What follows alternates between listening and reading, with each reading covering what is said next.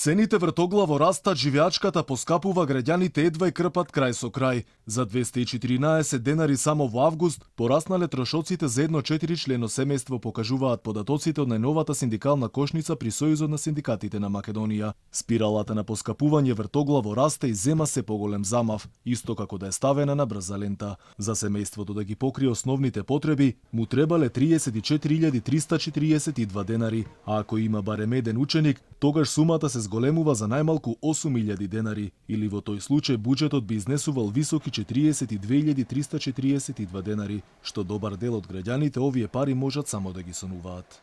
Анализата на ССМ покажува дека трошоците за живот континуирано се зголемуваат, а платите стагнираат. Ако со ваков интензитет продолжи зголемувањето на трошоците и на цените, тогаш ниту 3 минимални плати не би биле доволни да го достигнат растот на минималната кошница. Последно во низата поскапување се цените на мало на сите производи, кои пораснале за дури 5% во однос на истиот период лани, измери државната статистика.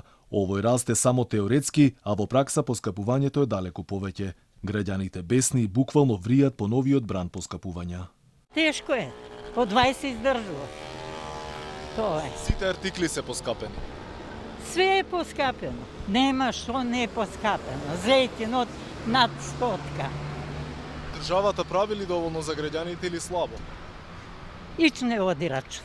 Граѓани, бе, шо, ние сме глупи. Значи, вие млади, у вас верувам. Ова е банда обична, една со друга банда. Инеку синдикатите бараат минималецот да изнесува најмалку во висина од 60% од просечната плата, зашто ниту просекот, ниту пак две минимални плати не може да ги покријат основните трошоци. Трендот на осиромашување, велат, зема се поголем замав. Колку за илустрација, во цела Европа во пандемија се намали личната потрошувачка, само во Македонија за жал се зголеми. Во некои европски земји платите го следат растот на инфлацијата за да се спречи осиромашување на граѓаните, што за жал кај нас тоа е само мислена именка.